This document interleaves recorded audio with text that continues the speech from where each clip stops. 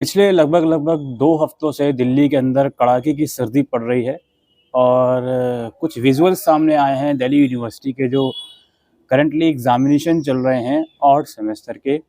इसमें कुछ बच्चों को जो एग्ज़ाम्स हैं वो क्लासरूम के अंदर नहीं, क्लासरूम के बाहर टेंट लगाकर और वहाँ पर बेंच बिछाकर उनसे एग्ज़ाम करवाए हैं। इसमें दोस्तों कुछ विजुअल्स भी जो सोशल मीडिया पर वायरल हो रहे हैं, आपने देखे भी होंगे।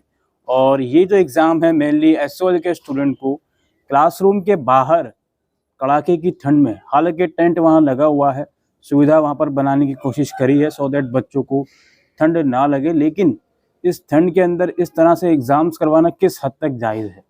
कुछ कुछ कॉलेजेस हैं जहाँ के विजुअल्स आए हैं, अब नाम तो मुझे नहीं पता, हालांकि नाम पता होने से भी क्या ही फ़र्क पड़ेगा। आप लोग कमेंट करके बताइए कि क्या आपने टेंट की सुविधा के अंदर एग्ज़ाम दिए हैं या नहीं दिए हैं।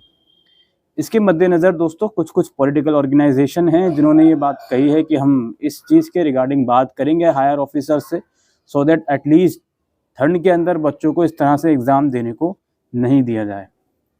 अलावा इसके दोस्तों आपको मालूम ही होगा दिल्ली यूनिवर्सिटी के जो एग्ज़ाम्स हैं, अगर मैं एसओएल की बात करूं तो कुछ ऐसे कोर्सेज़ हैं जिनके एग्ज़ाम फरवरी के सेकंड वीक तक चलेंगे। तो अगर फरवरी के सेकंड वीक तक एग्ज़ाम चलने ही हैं तो ऐसी प्रॉब्लम ना आए बच्चों को, सो दैट आप वो प्रॉब्लम को रिज़ॉल्व करने के लिए अपने एग्ज़ाम सैटरडे संडे में ही रख लो।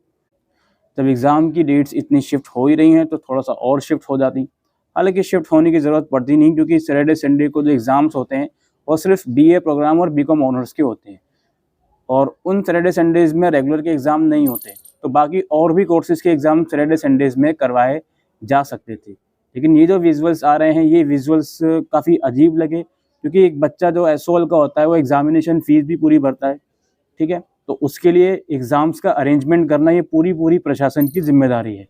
आप लोगों को ये बात पहले से ही अवेयर हो कि इस बार बच्चों का नंबर बढ़ा है, एसओएल में जितने बच्चे ने एडमिशन लिया है इस बार नंबर बढ़ा है, संख्या बढ़ी है।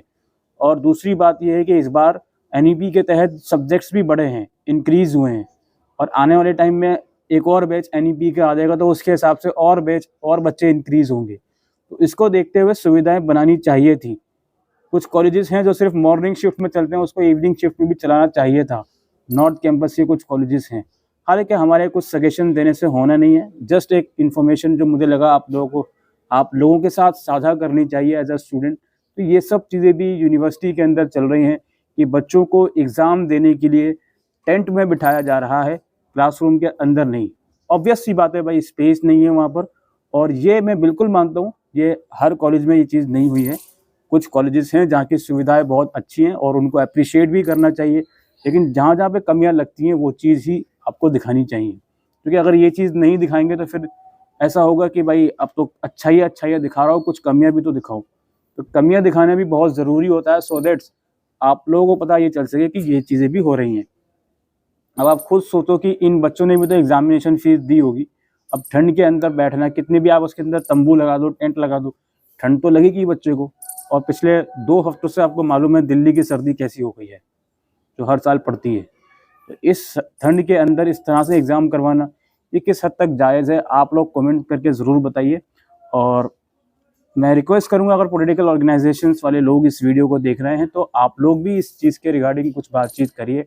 हालांकि अब एग्ज़ाम्स तो ख़त्म होने ही वाले हैं, ऑनर्स वगैरह के कुछ एसओएल के एग्ज़ाम हैं जो चलेंगे 11 फरवरी तक। होपफुली उन एग्ज़ाम्स में प्रॉब्लम नहीं आएगी, क्योंकि उस टाइम तक रेगुलर के एग्ज़ाम्स ख़त्म हो चुके हैं। अल्टरनेट ये भी हो सकता था कि आप कुछ गवर्नमेंट स्कूल्स को थोड़ा सा लेकर वहाँ पे एग्ज़ाम्स करवा सकते थे, अगर आपकी सीट्स कम पड़ रही हैं, आपका इंफ्रास्ट्रक्चर कम पड़ रहा है। क्योंकि जैसे कि मैंने आपको कहा कि एडमिशन ज़्यादा हुए हैं, आने वाले टाइम में एनईपी का एक और बैच आ जाएगा, फिर 3-3 बैच एनईपी के चलेंगे, सब्जेक्ट्स भी काफ़ी ज़्यादा हैं।